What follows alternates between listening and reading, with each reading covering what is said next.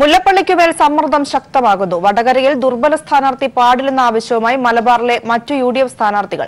ദുർബല സ്ഥാനാർത്ഥിയെ നിർത്തിയാൽ മറ്റു മണ്ഡലങ്ങളിലെ പ്രകടനത്തെ ബാധിക്കുമെന്ന ആശങ്ക. വടകരയിൽ ശക്തമായ രാഷ്ട്രീയ പോരാട്ടമാണ് ആവശ്യം.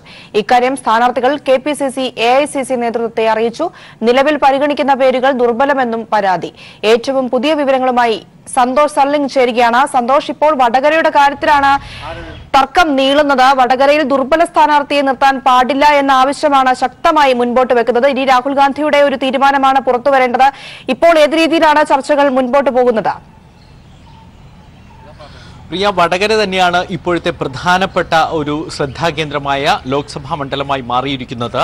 ആലപ്പുഴയിൽ ഷാനിമോൾ ഉസ്മാനെയും ആറ്റിങ്ങലിൽ അടൂർ പ്രകാശിനെയും വയനാട് T സിദ്ദിഖിനും ഉറച്ചപ്പോൾ വടകരയിൽ ആര് മത്സരിക്കും എന്നതാണ് ഇപ്പോഴത്തെ ചർച്ചാ വിഷയം. പ്രത്യേകിച്ച് ജയരാജനെതിരെ ഇപ്പോൾ നിശ്ചയിച്ചിരിക്കുന്ന സ്ഥാനാർത്ഥി ദുർബലനാണ് എന്ന വലിയ രീതിയിലുള്ള പരാതി ഹൈക്കമാൻഡ് നേതൃത്വത്തിന് മുമ്പിലെത്തിയിരിക്കുന്നു. AICC അംഗം KPCC അംഗം പ്രവീൺ കുമാറിനെയാണ് സ്ഥാനാർത്ഥിയായി നിശ്ചയിച്ചത്. ഇന്ന് ഉച്ചയോടുകൂടി മുല്ലപ്പള്ളി രാമചന്ദ്രൻ ഇത് സംബന്ധിച്ച് അവരുടെ സ്ഥാനാർത്ഥി നിർണയ ലിസ്റ്റ് മുഗൾ വാസ്നിക്കിന് കൈമാറി. അതിനുശേഷമാണ് ഈ വിവരം പുറത്തു വന്നതിന് ശേഷമാണ് വലിയ രീതിയിലുള്ള പ്രതിഷേധം കോഴിക്കോട് നിന്നും കണ്ണൂർ മേഖലയിൽ നിന്നും ഹൈക്കമാൻഡ് മുമ്പിൽ ഉയർന്നിരിക്കുന്നത്. മുല്ലപ്പള്ളി രാമചന്ദ്രൻ തന്നെ മത്സരിക്കണം, നിലവിൽ നിശ്ചയിച്ചിരിക്കുന്ന സ്ഥാനാർത്ഥി ദുർബല സ്ഥാനാർത്ഥിയാണെന്ന് ഇരു വിഭാഗവും ഇരു ഗ്രൂപ്പുകളും ഒരുപോലെ പ്രതിഷേധം അറിയിച്ചിരിക്കുന്നു. പ്രത്യേകിച്ച് മലബാർ മേഖലയിലെ കോൺഗ്രസ് സ്ഥാനാർത്ഥികളെല്ലാം ഇത് സംബന്ധിച്ച് ആശയവിനിമയം ഹൈക്കമാൻഡുമായി നടത്തിയിട്ടുണ്ട്. അല്പസമയം മുമ്പ് സുധീരൻ ഈ വിഷയത്തിൽ മുല്ലപ്പള്ളി രാമചന്ദ്രനുമായി ഫോണിൽ സംസാരിച്ചു. മുല്ലപ്പള്ളി തന്നെ ഈ സീറ്റിൽ മത്സരിക്കണം എന്നാണ് ആവശ്യപ്പെട്ടിരിക്കുന്നത്. മുഗൾ വാസ്നിക്കിനെയും ഇക്കാര്യം സുധീരൻ അറിയിക്കുകയും ചെയ്തിട്ടുണ്ട്. ഇത്തരത്തിൽ മുതിർന്ന നേതാക്കൾ പോലും മുല്ലപ്പള്ളിക്ക് മേൽ സമ്മർദ്ദവുമായി രംഗത്തെത്തിയിരിക്കുന്നു. പക്ഷെ മുല്ലപ്പള്ളിയോട് അല്പസമയം മുമ്പ് നമ്മൾ സംസാരിച്ചു. പക്ഷെ അപ്പോഴും താൻ മത്സരരംഗത്തേക്കില്ല എന്ന നിലപാടിൽ തന്നെ അദ്ദേഹം ഉറച്ചു നിൽക്കുകയാണ്. KPCC പ്രസിഡന്റ് എന്ന നിലയിൽ നിരവധി ചുമതലകളുണ്ട്. ആ ഭാരിച്ച ചുമതലകൾ വഹിക്കേണ്ടതുണ്ട്. അതുകൊണ്ട് ഒരു കാരണവശാലും വടകരയിലേക്ക് മത്സരത്തിലേക്ക് പോകാൻ ഇപ്പോൾ തനിക്ക് കഴിയില്ല എന്നാണ് മുല്ലപ്പള്ളി പറയുന്നത്.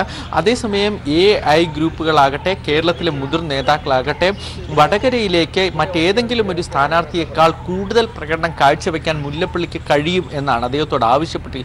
എന്നാൽ ആ സമ്മർദ്ദം അദ്ദേഹം എങ്ങനെ അതിജീവിക്കുമെന്നറിയില്ല. ഇനി ഹൈക്കമാൻഡ് വേണം ഇക്കാര്യത്തിലൊരു തീരുമാനമെടുക്കാൻ. ഇന്ന് ഉച്ചയോടുകൂടി തന്നെ ഈ 4 സീറ്റുകളുമുള്ള തീരുമാനം ഹൈക്കമാൻഡിന് വിട്ടിരുന്നു. ഹൈക്കമാൻഡ് പ്രത്യേകിച്ച് രാഹുൽ ഗാന്ധി ഇക്കാര്യത്തിലൊരു തീരുമാനമെടുക്കണം. രാഹുൽ ഗാന്ധി ഇപ്പോൾ ബാംഗ്ലൂരാണുള്ളത്. ഇന്ന് രാത്രിയോടുകൂടി തിരിച്ചെത്തും. അതിനുശേഷം ഈ 4 സീറ്റുകളിലേക്കുള്ള സ്ഥാനാർത്ഥി പ്രഖ്യാപനം ഉണ്ടാകും. അപ്പോൾ ഈ വടകരയിൽ അദ്ദേഹത്തിന്റെ ഒരു തീരുമാനം പ്രധാനമുള്ളതായി. എന്തായാലും നിലവിൽ പ്രഖ്യാപിച്ചിരിക്കുന്ന സ്ഥാനാർത്ഥി ദുർബല സ്ഥാനാർത്ഥിയാണ് എന്ന ആക്ഷേപം കോൺഗ്രസിനുള്ളിൽ തന്നെ ശക്തമായി ഉയർന്നിരിക്കുന്നു. സന്തോഷ്, ഇപ്പോൾ മുല്ലപ്പള്ളി ആവർത്തിക്കുന്ന ഒരു കാര്യം തനിക്ക് മത്സരിക്കാൻ ആഗ്രഹമില്ല, താൻ മത്സര രംഗത്ത് ഇല്ല എന്നാണ്. ഹൈക്കമാൻഡ് നേരിട്ട് പറഞ്ഞാൽ മുല്ലപ്പള്ളിക്ക് ആ ആവശ്യം തള്ളിക്കളയാൻ സാധിക്കാത്ത ഒരു സാഹചര്യവുമുണ്ട്. എങ്കിൽ പോലും മുല്ലപ്പള്ളി മത്സരിക്കില്ല എന്ന് വ്യക്തമാവുകയാണെങ്കിൽ ആ സ്ഥാനത്തേക്ക് പിന്നീട് പരിഗണിക്കപ്പെടുന്ന പ്രധാന പേരുകൾ ഏതൊക്കെയാണ്? പ്രിയ, ഞാൻ ഇപ്പോൾ ഉള്ളത് മുല്ലപ്പള്ളിയുടെ ബസ്തിയിലാണ്. അല്പസമയം മുമ്പ് ഈ വാർത്ത, അതായത് കേരളത്തിൽ നടക്കം വലിയ പ്രതിഷേധം ഉയരുന്ന വിവരം വന്നപ്പോൾ തന്നെ അദ്ദേഹവുമായി നേരിട്ട് സംസാരിച്ചിരുന്നു. പക്ഷെ സംസാരിച്ചപ്പോൾ അദ്ദേഹം പറഞ്ഞ ഒരു പ്രധാനപ്പെട്ട കാര്യം, നേരത്തെ കോൺഗ്രസിന്റെ തെരഞ്ഞെടുപ്പ് സമിതി ഇതേ വിഷയം ചർച്ചയ്ക്കെടുത്തതാണ്. അന്ന് KC വേണുഗോപാൽ, ഉമ്മൻചാണ്ടി, മുല്ലപ്പള്ളി തുടങ്ങിയവരോട് മത്സരിക്കാമോ എന്ന് ഹൈക്കമാൻഡ് ചോദിച്ചു. പക്ഷേ തനിക്ക് അതിന് കഴിയുകയില്ല. കാരണം നിലവിൽ KPCCയുടെ ചുമതലയുണ്ട്. അടുത്ത നിയമസഭാ തെരഞ്ഞെടുപ്പിലേക്ക് വേണ്ടി ഒരുങ്ങണം. അത്തരം നീക്കങ്ങൾ ഉള്ളതിനാൽ മത്സരിക്കാനാകില്ല എന്നറിയിച്ചു. അദ്ദേഹത്തിന്റെ ആ തീരുമാനം പിന്നീട് ഹൈക്കമാൻഡ് അംഗീകരിച്ചു എന്ന് അദ്ദേഹം പറഞ്ഞു. വീണ്ടും അത് മാറ്റേണ്ട ഒരു അവസരമില്ല. താൻ ഒരിക്കൽ തീരുമാനം എടുത്തു കഴിഞ്ഞു. ഇപ്പോഴത്തെ ഒരു സാഹചര്യത്തിൽ, ഇപ്പോഴത്തെ ഒരു സമ്മർദ്ദം കൊണ്ട് അത് മാറ്റേണ്ടതില്ല എന്നാണ് അദ്ദേഹം പറഞ്ഞത്. അദ്ദേഹം മാറിയാൽ പിന്നീട് വടകരയിൽ നിലവിൽ പ്രധാനപ്പെട്ട സാധ്യതാ ലിസ്റ്റിൽ മുൻനിരയിലുള്ള പേര് അഡ്വക്കേറ്റ് പ്രവീൺ കുമാറാണ്. KPCC അംഗമായ പ്രവീൺ കുമാർ നിലവിൽ ഈ കോഴിക്കോട് അടക്കമുള്ള സംഘടനാ ചുമതലകൾ വഹിക്കുന്ന നേതാവ് കൂടിയാണ്. ഇതേ കൂടാതെ സജീവ് മറോളിയുടെ പേരും സജീവമായി ഉണ്ടായിരുന്നു. നേരത്തെ T സിദ്ദിഖിനെ വരെ വടകരയിൽ സാധ്യതാ ലിസ്റ്റിൽ ഉൾപ്പെടുത്തിയിരുന്നു. പക്ഷെ അദ്ദേഹത്തിന് വയനാട് നൽകിയ സാഹചര്യത്തിലാണ് ഈ അഡ്വക്കേറ്റ് പ്രവീൺ കുമാർ എന്ന ഒറ്റ പേരിലേക്ക് എത്തിയത്. സജീവ് മറോളി അടക്കമുള്ളവരെ മാറ്റിയിട്ടാണ് പ്രവീൺ കുമാറിലെത്തിയത്. ഇന്ന് ഉച്ചയോടുകൂടി മുല്ലപ്പള്ളി രാമചന്ദ്രൻ മുഗൾ വാസ്നിക്കിനെ നേരിട്ട് കണ്ടപ്പോൾ ഈ ഒറ്റ പേരാണ് വടകരയുമായി ബന്ധപ്പെട്ട് അദ്ദേഹം നൽകിയത്. പക്ഷേ ഈ പേര് തയ്യാറാക്കിയപ്പോൾ തന്നെ രാവിലെ വടകരയുമായി വയനാടുമായി ബന്ധപ്പെട്ട തർക്കമുണ്ടായി. അപ്പോൾ വടകരയുടെ വിഷയം ചർച്ചയ്ക്കെടുത്തപ്പോൾ തന്നെ ഉമ്മൻചാണ്ടി അടക്കമുള്ളവർ ഇവിടെ നിർത്തുന്ന സ്ഥാനാർത്ഥിയുടെ ബാധ്യത മുഴുവൻ മുല്ലപ്പള്ളിക്കായിരിക്കും എന്ന് അദ്ദേഹത്തെ അറിയിച്ചു. ജയിച്ചാലും തോറ്റാലും അതിന്റെ ബാധ്യത മുല്ലപ്പള്ളിക്ക് എടുക്കേണ്ടി വരും എന്ന് വ്യക്തമാക്കുകയും ചെയ്തു. പക്ഷെ മുല്ലപ്പള്ളി എന്നാൽ പോലും പ്രവീണയാണ് നിശ്ചയിച്ചത്, പേര് നൽകിയത്. പക്ഷെ ആ വിവരം പുറത്തു വന്നതിന് ശേഷം വലിയ എതിർപ്പ്, ഒരിക്കലും സമാനമായി ഇത്തരത്തിൽ എതിർപ്പ് ഹൈക്കമാൻഡ് കണ്ടിട്ടില്ല. അവസാനം എത്തിയിരിക്കുന്ന 16 സീറ്റ്, പിന്നീട് 12, 4 സീറ്റിൽ ഒതുങ്ങി. ഈ 4 സീറ്റ് ഇപ്പോൾ ഒറ്റ സീറ്റിൽ, ആ ഒറ്റ സീറ്റിലുള്ള പേര് നിശ്ചയിക്കുന്നതാണ് വലിയ പ്രതിഷേധത്തിൽ ഇടയാക്കിയിരിക്കുന്നത്. MK രാഘവൻ, K സുധാകരൻ അടക്കമുള്ള കോഴിക്കോടിലെയും കണ്ണൂരിലെയും കോൺഗ്രസ് സ്ഥാനാർത്ഥികൾ പോലും ഹൈക്കമാൻഡിനെ നേരിട്ട് പ്രതിഷേധം അറിയിച്ചു. വടകരയിലെ സ്ഥാനാർത്ഥിത്വം ദുർബലമാണെങ്കിൽ സ്വാഭാവികമായും അത് കോഴിക്കോടിനെയും കണ്ണൂരിനെയും ബാധിക്കും എന്നാണ് അവർ അറിയിച്ചിരിക്കുന്നത്. അതുകൊണ്ട് ഇത് പറ്റില്ല, മുല്ലപ്പള്ളി വേണം എന്ന് അവർ ആവശ്യപ്പെടുന്നു. പക്ഷെ മുല്ലപ്പള്ളി ആയിട്ട് ഇതിന് കഴിയില്ല. മുല്ലപ്പള്ളിയിൽ വേറൊരു ചതി പ്രതീക്ഷിക്കുന്നുണ്ട്. AI ഗ്രൂപ്പുകൾ സംയുക്തമായ ഒരു നീക്കം നടത്തുന്നുണ്ട്. മുല്ലപ്പള്ളിയെ സ്വാഭാവികമായും സ്ഥാനാർത്ഥിയായി നിർത്തുമ്പോൾ KPCC അധ്യക്ഷ സ്ഥാനത്തേക്ക് മറ്റൊരാളെ കണ്ടെത്തേണ്ടി വരും. മറ്റ് വർക്കിംഗ് പ്രസിഡന്റുമാർക്ക് ആർക്കെങ്കിലും ചുമതല കൊടുക്കേണ്ടി വരും. സ്വാഭാവികം പിന്നീട് അദ്ദേഹത്തിന് തിരിച്ചെത്തുക അത്ര എളുപ്പമല്ല. അപ്പം ആ സ്ഥാനത്ത് നിന്ന് മാറ്റാനുള്ള നീക്കമാണോ ഇതെന്ന് പോലും അദ്ദേഹം സംശയിക്കുന്നുണ്ട്. പ്രിയ, ശരി. വടകര സീറ്റിനെ ചൊല്ലി മുല്ലപ്പള്ളിക്ക് മേൽ സമ്മർദ്ദം ശക്തമാവുകയാണ്. വടകരയിൽ ദുർബല സ്ഥാനാർത്ഥി പാടില്ലെന്ന ആവശ്യവുമായി മലബാറിലെ മറ്റു UDF സ്ഥാനാർത്ഥികൾ എന്തായാലും രംഗത്തെത്തിയിരിക്കുകയാണ്. ഈ ഒരു വിഷയത്തിലാണ് ഇനി തീരുമാനം എടുക്കാനുള്ളത്. രാഹുൽ ഗാന്ധി ഇപ്പോൾ ബാംഗ്ലൂരിലാണ്. അദ്ദേഹം മടങ്ങി വന്നതിന് ശേഷം ഈ വിഷയത്തിൽ തീരുമാനമാകും. അതിനുശേഷം ഔദ്യോഗിക പ്രഖ്യാപനമുണ്ടാകുമെന്ന് പ്രതീക്ഷിക്കാം. വിവരങ്ങളാണ് സന്തോഷ് സർലിംഗ് നൽകിയത്. സീറ്റിന്റെ കാര്യത്തിൽ തീരുമാനമായിട്ടില്ലെന്ന് മുകുൾ വാസ്നിക്. അന്തിമ തീരുമാനം രാഹുൽ ഗാന്ധി എടുക്കും. ഇന്നോ നാളെയോ അന്തിമ തീരുമാനമെന്നും Mukul Wasnik. The seats from Kerala, 12 seats were cleared and we have already made the announcement. The remaining seats are yet to be decided, and the moment we take a decision on them, we will make it. I won't be telling you the time today, tomorrow or anything like that, but we are in the process of finalizing, and the moment we finalizing, certainly without losing any time, we will make the announcement. കോൺഗ്രസിനെതിരെ വിമർശനവുമായി VM Sudheeran. കോൺഗ്രസിലെ group അതിപ്രസരം ജനങ്ങളുടെ മനസ്സ് മടുപ്പിക്കുന്നുവെന്നും തർക്കവും വടംവലിയും നേതാക്കൾ അവസാനിപ്പിക്കണമെന്നും VM Sudheeran തിരുവനന്തപുരത്ത് പറഞ്ഞു. മടുപ്പിക്കുന്ന രീതിയിൽ ഗ്രൂപ്പ് അതിപ്രസരവും ഗ്രൂപ്പ് അടിസ്ഥാനത്തിലുള്ള വിലപേശലും ഗ്രൂപ്പ് കടുംപിടുത്തവും മൂലം വളരെ ഭംഗിയായി നടക്കേണ്ട സ്ഥാനാർത്ഥി നിർണയം നീണ്ടു പോകുന്നതിൽ, കാലതാമസം എടുക്കുന്നതിൽ, അതുമായി ബന്ധപ്പെട്ട അനാരോഗ്യകരമായ ചർച്ച മുന്നോട്ട് പോകുന്നതിൽ വളരെയേറെ വിഷമമുണ്ട് എന്ന കാര്യത്തിൽ സ്ഥാനാർത്ഥി നിർണയത്തിൽ വൈകിട്ടോടെ തീരുമാനം ഉണ്ടാകുമെന്നാണ് പ്രതീക്ഷയെന്ന് KPCC അധ്യക്ഷൻ മുല്ലപ്പള്ളി രാമചന്ദ്രൻ. വടകര, ആലപ്പുഴ, ആറ്റിങ്ങൽ, വയനാട് സീറ്റുകളിൽ ഹൈക്കമാൻഡ് തീരുമാനം. വൈകുന്നേരത്തോടുകൂടി പ്രഖ്യാപനം ഉണ്ടാവുമെന്ന പ്രതീക്ഷയാണ് ഞങ്ങൾക്കെല്ലാം തന്നെ ഉള്ളത്. ധാരണയുടെ പ്രശ്നമൊന്നുമില്ലല്ലോ. അങ്ങനെ ഒരു ഉണ്ടാകാൻ എന്തെങ്കിലും സീരിയസ് ആയ വല്ല പ്രശ്നം വേണ്ട. ഹൈക്കമാൻഡ് ഞങ്ങൾ അന്ന് തന്നെ വിട്ടല്ലോ. 4 സീറ്റ് ഹൈക്കമാൻഡ് വിട്ടു എന്ന് പറഞ്ഞില്ലേ? ആ തീരുമാനം ഇന്ന് അനൗൺസ് ചെയ്യും കേട്ടോ. രാജ്മോഹൻ ഉണ്ണിത്താന്റെ സ്ഥാനാർത്ഥി പ്രഖ്യാപനത്തെ തുടർന്ന് കാസർഗോഡ് കോൺഗ്രസിൽ ഉയർന്ന കലാപം സംസ്ഥാന നേതൃത്വം ഇടപെട്ട് ഒതുക്കി. അഡ്വക്കേറ്റ് സുബ്ബയ്യ റായ്ക്ക് സ്ഥാനാർത്ഥിത്വം നിഷേധിച്ചതിന് പിന്നിൽ DCCയിലെ ചില ഉന്നത നേതാക്കൾ തന്നെയാണെന്ന് DCC ഭാരവാഹികൾ ആരോപണമുന്നയിച്ചു. സ്ഥാനാർത്ഥി ആര് തന്നെയായാലും കാസർഗോഡ് LDF മേൽക്കൈ തുടരുമെന്ന് സ്ഥാനാർത്ഥി KP സതീഷ് ചന്ദ്രൻ പറഞ്ഞു. കാസർഗോഡ് ലോക്സഭാ മണ്ഡലത്തിൽ കോൺഗ്രസിന്റെ സ്ഥാനാർത്ഥി ചർച്ചകളിലെവിടെയും ഉയർന്നു വന്നിട്ടില്ലാത്തതാണ് രാജ്മോഹൻ ഉണ്ണിത്താന്റെ പേര്. എന്നാൽ കാസർഗോട്ടെ സ്ഥാനാർത്ഥി ലിസ്റ്റിൽ ആദ്യം മുതൽ സജീവമായി നിന്നതാണ് KPCC അംഗം B സുബ്ബയ്യ റൈയുടെ പേര്. പെരിയ ബാലകൃഷ്ണൻ, PC വിഷ്ണുനാഥ്, AP അബ്ദുള്ളക്കുട്ടി എന്നിവരുടെ പേരുകൾ പരിഗണിച്ചുവെങ്കിലും സുബ്ബയ്യ റൈക്കായിരുന്നു മുൻതൂക്കം. DCC പ്രസിഡന്റ് ഹക്കിം കുന്നിൽ ഇടപെട്ട് സുബ്ബയ്യ റൈയുടെ സീറ്റ് നിഷേധിച്ചുവെന്ന് ഒരു വിഭാഗം കോൺഗ്രസ് നേതാക്കൾക്ക് പരാതിയുണ്ട്. DCC general secretary advocate Govindan Nair. Subbayya Rai ജില്ലയിൽ സ്ഥാനാർത്ഥിയാകാതിരിക്കാൻ ചിലർ കളിച്ചു എന്ന തോന്നൽ നിങ്ങളുടെ മനസ്സിലുണ്ട്. ആരോ ചിലരുടെ വ്യക്തമായ ചില കരുനീക്കങ്ങൾ ജില്ലക്ക് അദ്ദേഹം സ്ഥാനാർത്ഥിയാകാതിരിക്കാൻ വേണ്ടി നടത്തിയെന്ന് ഒരു എല്ലാവർക്കും ഒരു പൊതു സംസാരമുണ്ട്. DCC പ്രസിഡന്റിന്റെ ചില ചെയ്തികളോട് ഞങ്ങൾക്ക് ശക്തമായ എതിർപ്പുണ്ട്. ആ എതിർപ്പ് ഞങ്ങൾ KPCCയോട് ആ എതിർപ്പ് പലപ്പോഴും രേഖപ്പെടുത്തിയതാണ്. സുബ്ബയ്യറയ്ക്ക് സീറ്റ് നിഷേധിച്ചതിൽ പ്രതിഷേധിച്ച് കോൺഗ്രസിൽ കലാപം ഉയർന്നു. 18ഓളം DCC അംഗങ്ങളും ഭാരവാഹികളും രാജിക്കൊരുങ്ങിയെങ്കിലും ഉമ്മൻചാണ്ടിയും ചെന്നിത്തലയും ഇടപെട്ട് പ്രതിഷേധക്കാരെ പിന്തിരിപ്പിച്ചു. രാജ്മോഹൻ ഉണ്ണിത്താൻ പ്രചാരണ പ്രവർത്തനങ്ങൾക്ക് ഇന്ന് കാസർഗോഡ് ലോക്സഭാ മണ്ഡലത്തിൽ തുടക്കം കുറിക്കും. തെരഞ്ഞെടുപ്പിന് ശേഷം DCC പ്രസിഡന്റിനെ മാറ്റാമെന്ന് ഉറപ്പു ലഭിച്ചതായാണ് പ്രതിഷേധക്കാരുടെ അവകാശവാദം. അതിനാൽ രാജ്മോഹൻ ഉണ്ണിത്താന് വേണ്ടി തങ്ങൾ രംഗത്തിറങ്ങുമെന്നും അവർ വ്യക്തമാക്കി. പ്രതിഷേധമുണ്ടെങ്കിലും അഡ്വക്കേറ്റ് സുബ്ബയ്യറൈ പരസ്യ പ്രതികരണത്തിന് തയ്യാറായിട്ടില്ല. UDF സ്ഥാനാർത്ഥി ആരായാലും LDFന് അത് പ്രശ്നമല്ലെന്നും മണ്ഡലത്തിലെ LDF മേൽക്കൈ ഒരു ഘട്ടത്തിലും നഷ്ടപ്പെടില്ലെന്നും സ്ഥാനാർത്ഥി KP സതീഷ് ചന്ദ്രൻ പറഞ്ഞു. ഇവിടെ ആര് സ്ഥാനാർത്ഥിയായാലും അത് LDFന്റെ വിജയസാധ്യതയെ ബാധിക്കുന്നതല്ല. കോൺഗ്രസിലുണ്ടായ പ്രശ്നങ്ങൾ സ്വാഭാവികമായും കോൺഗ്രസ് പ്രവർത്തകന്മാരിൽ മനമെടുപ്പുണ്ടാക്കുന്നത് ഒരു യാഥാർത്ഥ്യമാണ്. സ്ഥാനാർത്ഥി ആരായാലും അത് LDFനെ ബാധിക്കുന്നതല്ല. LDF ഇതര വോട്ടുകൾ ഉൾപ്പെടെ LDFന് ലഭിക്കുന്ന ഒരു രാഷ്ട്രീയ സാഹചര്യമാണ് നിലവിലുള്ളത്. കല്യാശ്ശേരിയിൽ LDF സ്ഥാനാർത്ഥി KP സതീഷ് ചന്ദ്രന് ഇന്നലെ ലഭിച്ചത് ഊഷ്മളമായ സ്വീകരണം. ഇന്ന് ഉദുമ മണ്ഡലത്തിലാണ് സതീഷ് ചന്ദ്രന്റെ പര്യടനം. ക്യാമറാമാൻ ഷൈജു ബിലാത്രയ്ക്കൊപ്പം സണ്ണി ജോസഫ്. UDF സ്ഥാനാർത്ഥി തോമസ് ചാഴികാടനെതിരെ പ്രതിഷേധവുമായി കോട്ടയത്ത് വിമതനായി കോൺഗ്രസ് നേതാവ് മത്സരിക്കും. കോൺഗ്രസ് കാണക്കാരി മണ്ഡലം സെക്രട്ടറിയും ജോർജ് മരങ്ങോലിയാണ് വിമതനായി രംഗത്തെത്തുന്നത്. INTUC കടുത്തുരുത്തി ബ്ലോക്ക് മുൻ ജനറൽ സെക്രട്ടറിയായ ജോർജ് മരങ്ങോലി സമ്മർദ്ദമുണ്ടായാലും പിന്മാറില്ലെന്നും അറിയിച്ചു. കേരള കോൺഗ്രസ് സ്ഥാനാർത്ഥിയെ പ്രഖ്യാപിച്ച ശേഷം ഉണ്ടായിട്ടുള്ള പ്രശ്നങ്ങളുടെ അലയൊലികൾ ഇപ്പോഴും തീരുന്നില്ല. കഴിഞ്ഞ ദിവസം UDF നേതൃയോഗമടക്കം കോട്ടയത്ത് ചേർന്നിരുന്നു. തോമസ് ചാഴിക്കാടനെ വിജയിപ്പിക്കുന്നതിന് വേണ്ടി ഒറ്റക്കെട്ടായി പ്രചരണ രംഗത്ത് ഇറങ്ങും എന്നടക്കമുള്ള ചില തീരുമാനങ്ങളായിരുന്നു നേതൃയോഗം കൈക്കൊണ്ടതെങ്കിൽ താഴെത്തട്ടിൽ ഇത് സംബന്ധിച്ച വലിയ തരത്തിലുള്ള എതിരെയുള്ള വികാരങ്ങളാണ് അണികളിൽ നിൽക്കുന്നത് എന്നാണ് മനസ്സിലാക്കാൻ സാധിക്കുന്നത്.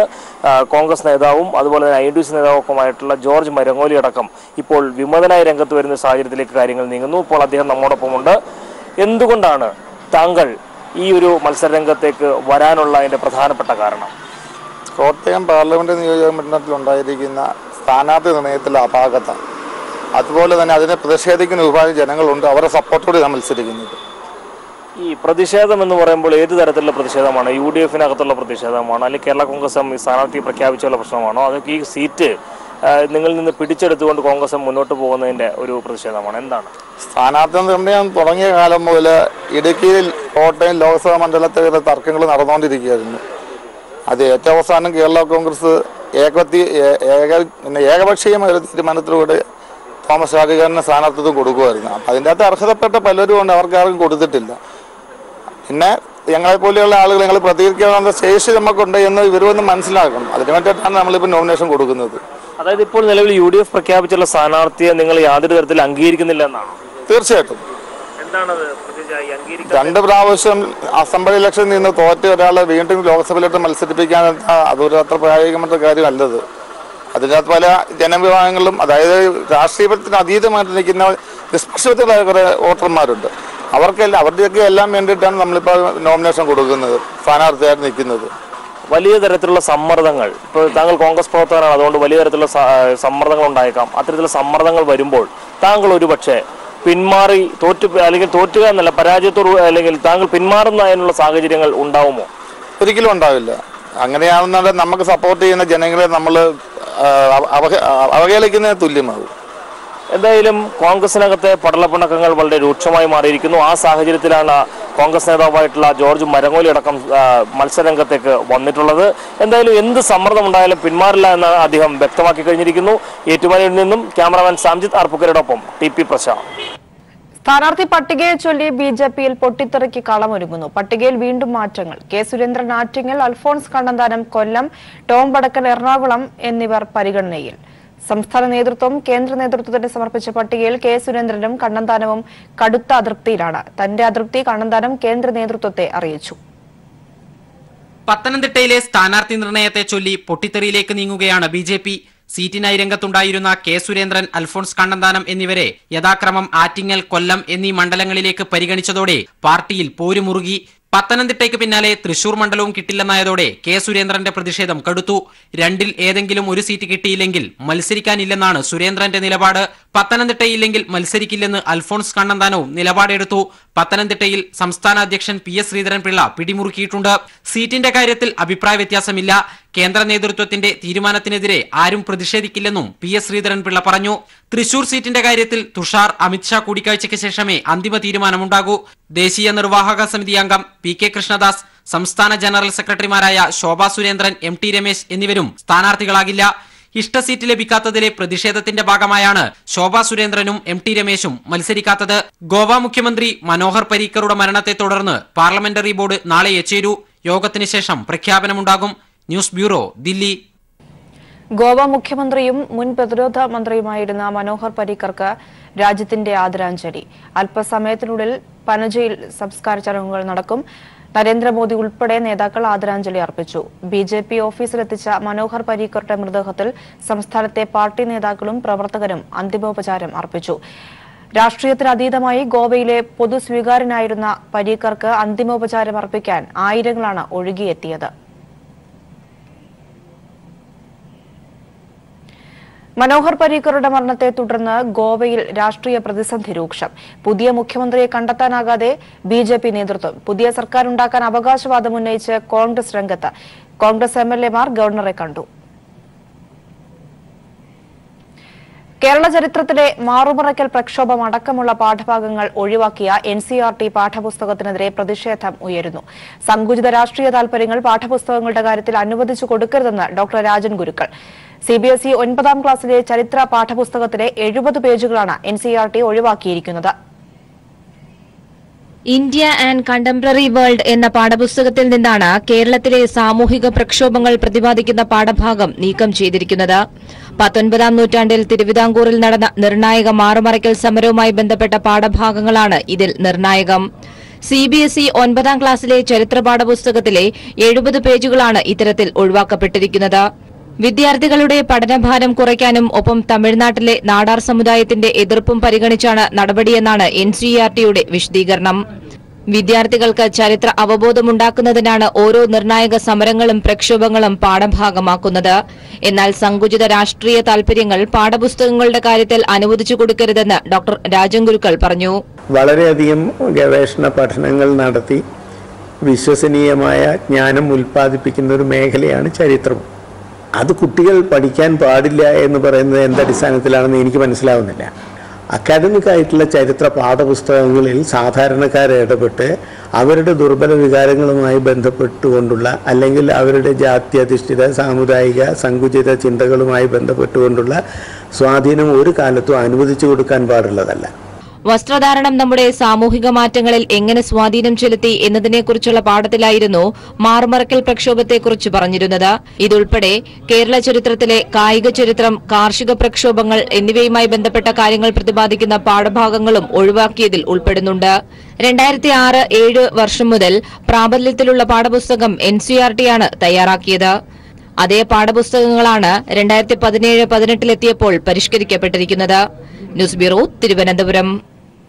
ലോക്സഭാ തെരഞ്ഞെടുപ്പിലെ ആദ്യഘട്ട വോട്ടെടുപ്പിനുള്ള വിജ്ഞാപനം പുറപ്പെടുവിച്ചു. 91 ലോക്സഭാ മണ്ഡലങ്ങളിലേക്കും 3 നിയമസഭകളിലേക്കുമുള്ള തെരഞ്ഞെടുപ്പ് വിജ്ഞാപനമാണ് പുറത്തിറക്കിയത്. ആന്ധ്രാപ്രദേശ്, തെലങ്കാന, ഉത്തർപ്രദേശ്, പശ്ചിമബംഗാൾ തുടങ്ങി 20 സംസ്ഥാനങ്ങളിലെയും കേന്ദ്രഭരണ പ്രദേശങ്ങളിലെയും 91 ലോക്സഭാ സീറ്റുകളിലേക്കും ആന്ധ്രാപ്രദേശ്, അരുണാചൽ പ്രദേശ്, സിക്കിം എന്നീ സംസ്ഥാന നിയമസഭകളിലേക്കുള്ള വോട്ടെടുപ്പിന്റെ വിജ്ഞാപനമാണ് തെരഞ്ഞെടുപ്പ് കമ്മീഷൻ ഇപ്പോൾ പുറപ്പെടുവിച്ചിരിക്കുന്നത്. ഈ മാസം 25 വരെയാണ് നാമനിർദ്ദേശ പത്രിക സമർപ്പിക്കാനുള്ള അവസാന തീയതി. വികസനോന്മുഖ റിപ്പോർട്ടിംഗിനുള്ള ഈ വർഷത്തെ ലയൺസ് ക്ലബ് ഇന്റർനാഷണൽ മാധ്യമ പുരസ്കാരം കൈരളി TV റിപ്പോർട്ടർ M സന്തോഷിന്. 10,000 രൂപയും ഫലകവും ഉൾപ്പെടുന്നതാണ് പുരസ്കാരം.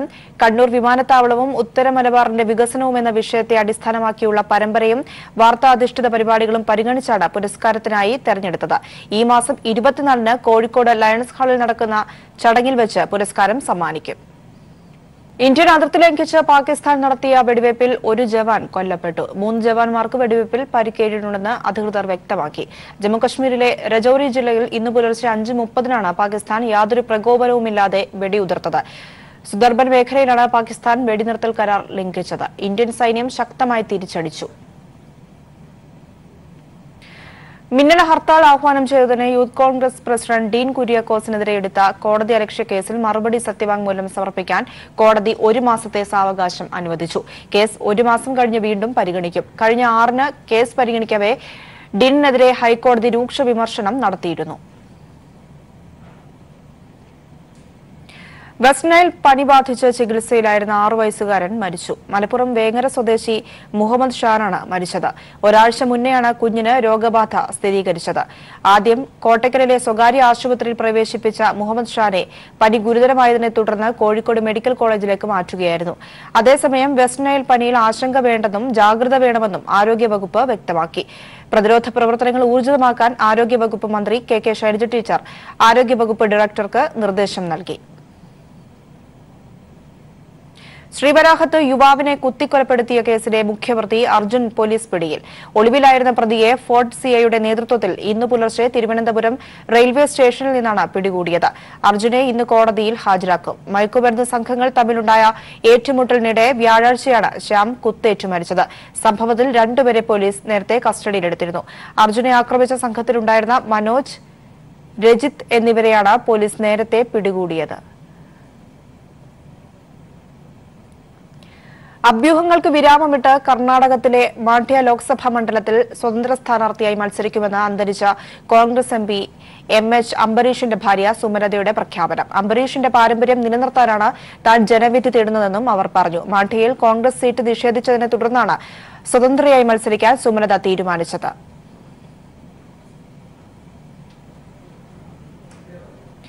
ജന്മനാടിന്റെ സ്നേഹാദരങ്ങൾ ഏറ്റുവാങ്ങി വടകര LDF സ്ഥാനാർത്ഥി P ജയരാജന്റെ മണ്ഡല പര്യടനം.